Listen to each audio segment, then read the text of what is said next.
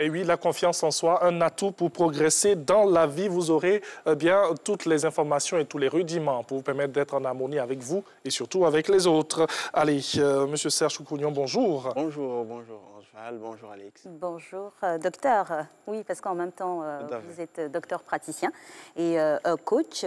Et aujourd'hui, on va se focaliser sur votre fonction de coach pour parler de la confiance en soi. Déjà, comment on peut définir la confiance en soi? Alors, en rapport avec la définition de la confiance, il y a trois choses que j'aimerais dire. Premièrement, la confiance, on peut retrouver dans plusieurs livres de psychologie, mais la définition qui me semble la plus pragmatique, c'est celle de l'état d'être d'une personne qui se sent capable de. Capable de quoi? Capable de prendre des décisions, capable de passer à l'action, capable d'agir, capable de refuser. Et deuxièmement, il est important de faire une distinction entre confiance et estime de soi. Ces deux termes vont de pair, mais ce n'est pas la même chose. Parce que l'estime de soi va se rapporter à la reconnaissance de notre valeur en tant que personne. Et la confiance en soi va se focaliser sur nos capacités. Donc, estime et confiance, ce n'est pas la même chose, même si ça va dans la même direction. Et la troisième chose que j'aimerais dire, c'est que la confiance en soi n'est pas acquise une fois pour toutes. Bien évidemment, elle va varier en fonction des challenges qu'on va rencontrer, en fonction des problèmes qu'on aura en face de soi. C'est pourquoi elle doit se réinventer, se raffermir, se redonner des couleurs jour après jour. On sent que ça sera très intéressant à travers ce que vous êtes en train de nous dire déjà. En quoi est-ce que cette confiance en soi est-elle indispensable pour le progrès? Il y a essentiellement deux raisons. Parce que la première est que lorsqu'on parle de progrès, ça suppose que préalablement, on a défini la trajectoire, on a défini une destination. On passe d'un point A à un point B. Quelqu'un peut être dans une entreprise et vouloir aller dans une autre entreprise avec plus de cotes. Donc, cette personne-là, lorsqu'elle évaluera son progrès professionnel, elle verra que j'étais à tel endroit et aujourd'hui, je me retrouve à un autre endroit. Mais je ne peux apprécier cela que si préalablement, j'ai défini la destination. Et pour définir la destination, ça demande un certain degré de confiance. Parce que vous verrez des gens qui ont du mal à répondre à cette question si simple mais essentielle qui est « qu'est-ce que tu veux dans la vie ?» ou « qu'est-ce que tu veux réaliser? Où tu vas ?» Et c'est une question qui demande quand même un peu d'assurance parce que devant ça, les gens ont peur de se tromper, ils ont peur de faire des erreurs, donc ils ne prennent pas de décision alors que l'indécision est l'une des plus grandes causes d'échec. La deuxième raison pour laquelle la confiance est indispensable au progrès personnel, c'est que quand bien même on sait où on prend une décision en rapport avec l'endroit où nous voulons aller, la destination, il nous faut passer à l'action. Et vous verrez des gens qui ont tout un tas de connaissances, qui sont informés de beaucoup de choses, mais qui ne bougent pas. Alors que pour bouger, il faut avoir en soi un minimum de confiance afin d'enclencher le mouvement. Et c'est justement comme le disait quelqu'un, le progrès, sinon le bonheur est dans le progrès. Quelqu'un qui regarde sa vie et voit que ça n'avance pas du tout, il y a un problème d'épanouissement, cette personne va se sentir triste, mal à l'aise, il y a un mal-être qui va s'installer en fait. Donc la confiance doit être indispensable pour ces deux raisons-là. Définir la destination où on part et puis enclencher le mouvement pour passer à un autre cap. C'est dire que c'est une marche qu'il faut enclencher pour pouvoir atteindre ses buts les uns après les autres. Cela fait appel à la capacité dont vous avez évoqué à l'instant. Et j'ai envie de prendre un exemple pragmatique et palpable. On part à l'école, on acquiert des compétences académiques et des fois même pratiques, mais cela ne suffit pas forcément pour pouvoir se lancer dans le mouvement. Comment arriver à mettre en adéquation tout ça? Alors, c'est un bel exemple dans la mesure où vous verrez deux personnes qui sortent d'un même institut de formation et ces deux personnes qui, lancées sur le marché de l'emploi, auront du mal, ou l'une aura du mal à s'exprimer, l'une aura du mal à déployer son potentiel, quand bien même elles ont reçu le même niveau de formation, les mêmes informations, les mêmes enseignants, et puis l'autre sera plus à l'aise. Ça montre que la confiance n'est pas une chose qu'on apprend à l'école. Ce n'est pas quelque chose qu'on va juste lire dans un livre et puis dire oui, j'ai confiance en soi, mais il y a des mécanismes internes qu'on doit pouvoir mettre en place afin de pouvoir manifester le niveau de confiance qu'on a ou qu'on voudrait exprimer aux yeux de tout le monde. Alors, il y a des personnes, comme on l'a dit, qui n'arrivent pas à décoller. Il y a ce manque de confiance en soi. Est-ce que déjà on peut aller vers les causes de ce manque de confiance-là avant même de faire ressortir ce que nous avons à l'intérieur et avoir cette confiance en nous-mêmes? Oui, effectivement. Le manque de confiance, il y a des causes. Je voudrais illustrer cela par une banque émotionnelle qu'on a tous à la naissance. Et cette banque-là, à l'intérieur, on a un compte que j'appelle le compte confiance. Ce compte confiance est crédité premièrement de manière génétique parce qu'on reçoit un dépôt de nos parents. Donc certaines personnes naissent avec des prédispositions. Et par la suite, les gens qu'on aime contribuent à créditer ou à débiter ce compte-là. Ils créditent ce compte par l'appréciation, par les encouragements, par les félicitations, ou alors ils le débitent par les critiques, les comparaisons. Vous verrez des parents qui passent le temps à comparer leurs enfants aux enfants des autres, pensant que ça va booster l'estime de l'enfant, mais au contraire, quand l'enfant voit qu'il n'arrive pas à faire mieux que ce que l'autre fait, et puis on lui dit sans cesse, mais toi, regarde ton âge, tu es vieux, et puis depuis là, tu ne passes pas cette classe-là, regarde l'enfant de l'autre, il est moins âgé que toi, regarde ce qu'il fait. Bon, ça contribue à casser l'estime de l'enfant. Et dans la vie adulte, il y a des challenges, il y a des situations qu'on rencontre. Vous verrez par exemple quelqu'un qui n'a jamais connu d'échec dans son cursus scolaire, qui, lorsqu'il décide de se lancer dans la vie professionnelle, passe de stage en stage et sans avoir un emploi concluant naturellement, alors que dans le parcours scolaire, il a été parmi les meilleurs, ça casse sa confiance. Du coup, cette personne-là se retrouve avec un faible niveau de confiance. Donc, en gros, il y a le dépôt qu'on reçoit de manière génétique de par nos parents, mais ce n'est pas la partie la plus importante. La partie la plus importante, c'est les interactions que nous avons eues et comment est-ce que nous avons réagi à ces interactions-là. C'est tout cela qui contribue, bien évidemment, à casser, sinon à laisser infiltrer dans le mode de fonctionnement des individus un manque de confiance. D'accord. Et on va disséquer tous ces agrégats extérieurs qui concourent à nous propulser ou, à contrario, à nous rabaisser dans notre confiance en nous et dans notre estime de soi par ricochet. Alors, vous avez parlé du cocon familial qui sert de base, mais qui n'est pas forcément la grande partie du fromage. Comment les autres éléments interviennent pour influencer dans un sens ou dans un autre la confiance en soi? Alors, j'ai parlé tantôt d'interaction. C'est vrai, il y a le cocon familial, mais vous verrez que quand la société ivoirienne en particulier se spécialise dans la moquerie. Le malparlage. Voilà, le malparlage. Et ça contribue, ça participe à briser l'estime et même la confiance des uns et des autres. Quelqu'un décide de se lancer dans un projet, quand bien même il n'a pas toutes les compétences au départ, et parce qu'on ne naît pas avec les compétences, on les acquiert.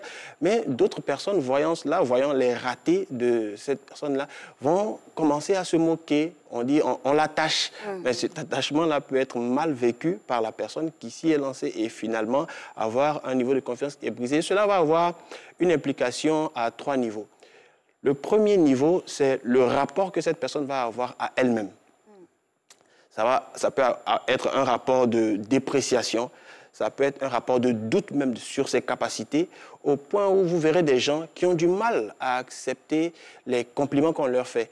J'ai rencontré il y a quelques années une dame qui est très belle, mais quand les autres lui disaient « Ah, vraiment, tu es belle, regarde tes cheveux, regarde... » Elle s'est dit « Mais attends, je ne vois même pas ce qu'ils sont en train de dire. Je ne sais pas de quoi ils sont en train de parler. » Parce que justement, avec le temps, avec tout ce qu'elle a reçu comme brimade ou comme compliment ou comme paroles négatives, elle a fini par s'approprier ces paroles négatives-là au lieu d'assumer ce qu'elle recevait comme compliment. Le deuxième niveau d'impact, c'est le rapport avec les autres.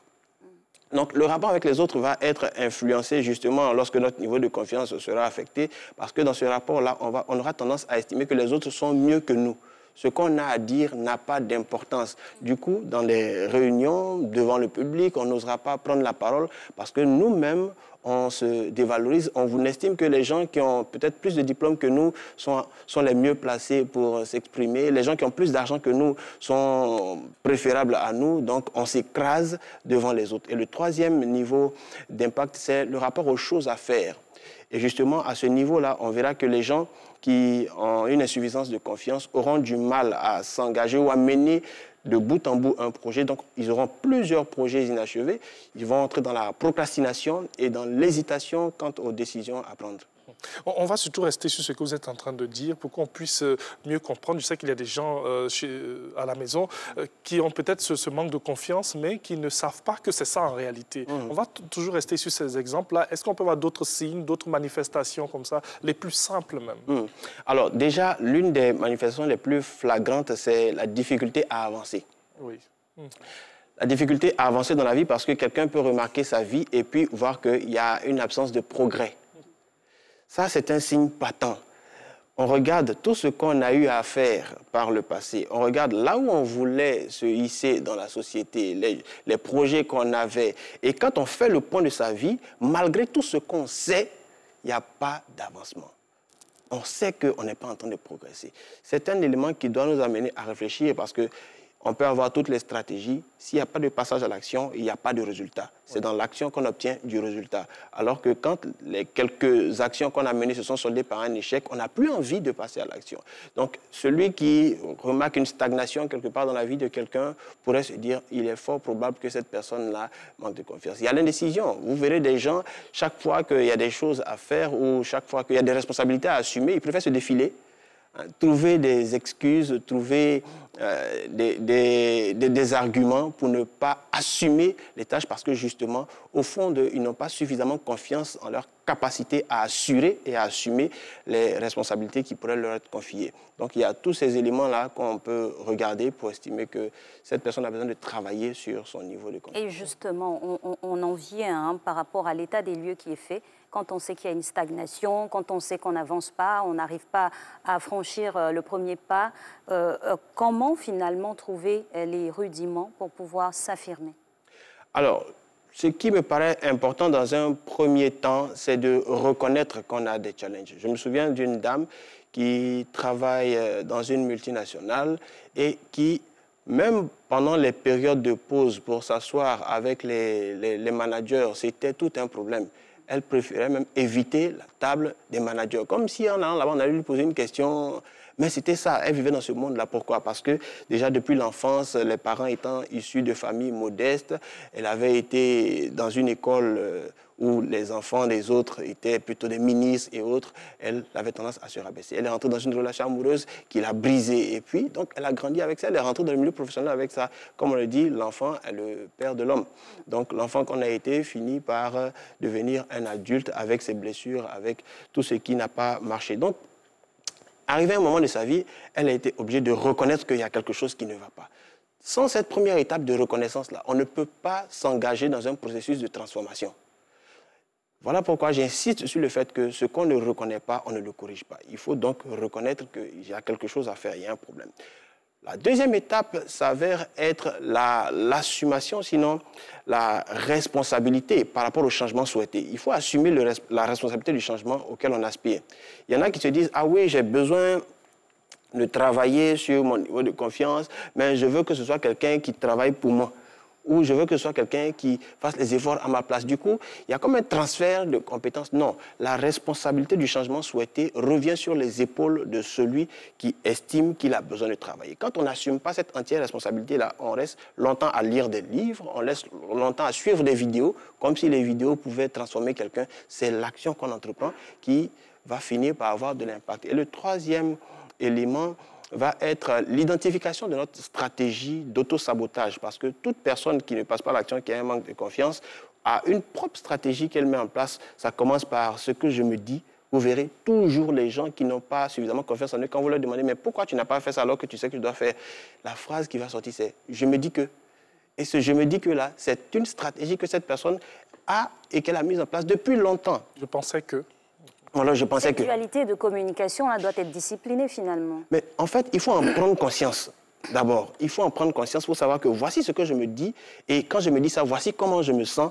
Et c'est à cause de ça que je n'arrive plus à passer à l'action, je n'arrive plus à me lancer, je n'arrive pas à lancer ce projet-là ou à m'investir dans telle ou telle chose. Donc quand on prend conscience de ça, maintenant la quatrième étape vient où il faut s'engager de manière quotidienne et totale à bâtir une nouvelle image intérieure. J'appelle cela la conception visuelle intérieure. Puis cette conception visuelle intérieure va reposer sur les affirmations, la visualisation et les actions. Parce que sans action, bon, tout cela c'est bien beau, mais si on n'agit pas concrètement, on ne fait pas reculer les limites de la peur. Alors, on va sortir un peu de la théorie, on va aller dans la pratique, comme vous parlez d'action, bien sûr. Dans la pratique, on a assumé, on a pris conscience de cet état de fait. Dans la pratique, qu'est-ce qu'on fait? Je prends l'exemple d'une personne qui avait des challenges pour présenter ses produits online. Après un séminaire que nous avons organisé sur la confiance en soi, elle participe au séminaire et puis à la fin, il s'agit donc de se donner des challenges. Et l'un des challenges qu'elle avait, c'était de faire un direct sur les réseaux sociaux. Parce qu'elle s'est demandé qu'est-ce que les gens vont dire, comment les gens vont me voir, qu'est-ce qu'ils vont penser de moi, tout ça. Et puis, elle décide de faire abstraction de toutes ces pensées limitantes et décide de programmer son premier direct. Elle fait le direct, elle sent le malaise, c'est inconfortable au départ, mais elle décide de rester. Elle continue, elle fait une vente record qu'elle n'a jamais eu à faire parce qu'elle vendait des vêtements en ligne. Et depuis, ça devient maintenant un plaisir pour elle. Mais vous voyez, le malaise, il ne disparaît pas naturellement parce qu'on a pris la décision, mais dans le feu de l'action, on finit par dépasser ce malaise-là. Il y a un autre exercice qu'on a l'habitude de faire souvent dans nos séminaires, c'est qu'on invite les gens à aller rechercher des noms, N-O-N, d'aller rechercher des rejets. On peut dire, par exemple, dans cette journée, va contacter 3 personnes et puis demande-leur quelque chose que vous n'avez pas l'habitude de leur demander juste pour avoir des noms enregistrés. Et ce que les gens remarquent, c'est que quand ils vont dans cette optique de rechercher des noms, ils obtiennent beaucoup plus de oui. Et ils se disent que, bon, au fond, qu'est-ce que je crains? Donc, en fait, c'est par l'action concrète qu'on parvient à surmonter les peurs qu'on a, qu'on parvient à élargir notre zone de confort. En tout cas, c'est un mécanisme et un processus qui demande beaucoup de temps et de patience surtout. Parce que des fois, on est dans l'autocritique aussi, on se dévalorise soi-même. Comment arriver, pour reprendre ma question, à se discipliner progressivement? Vous avez utilisé le bon terme, progressivement. Il faut être patient avec soi-même parce qu'on a pris du temps à bâtir cette personne qu'on est, cette personne qui a une insuffisance de confiance. Donc, il faut se dire que ce n'est pas quelque chose qui va arriver du jour au lendemain et puis apprécier les petits progrès qu'on fait. Si on avait pour habitude de tout le temps se dénigrer, s'auto-dénigrer, donc toi-même se déprécier, et qu'on remarque que déjà, je suis conscient du fait que je suis en train de me dire des choses qui ne sont pas bien. Je suis en train de me rabaisser. C'est déjà un premier pas. Deuxièmement, lorsque on a conscience de ça, on peut mettre stop au processus. Il y a des petites astuces. Par exemple, lorsqu'une personne a commencé à se dire là, tu vas te rater, tu vas te ramasser, elle peut se dire tout simplement stop. Le fait de se dire stop, ça met une halte à tout ce discours qu'elle a l'habitude d'entretenir et qui fonctionne en mode automatique la plupart du temps. Donc, en se disant stop, elle prend conscience que je suis en train d'aller dans une direction qui n'est pas conforme à ce que je veux. Et là, elle peut réorienter les choses. Merci beaucoup à M. Serge Koukounion. Voilà, prendre conscience, assumer et puis surtout remise en cause perpétuelle. Voilà, même si cet exercice s'avère chez vous difficile, mais il faut le faire, c'est important pour avoir cette confiance en soi. Merci beaucoup. Oui, avant de terminer, j'ai quelques exemplaires de mon dernier livre que j'aimerais déjà offrir à la rédactrice en chef et puis à Angeval et à Alix. Merci beaucoup. Voilà. Je me permets de prendre, voilà, pour l'équipe. Merci, Alix. Je vous en prie.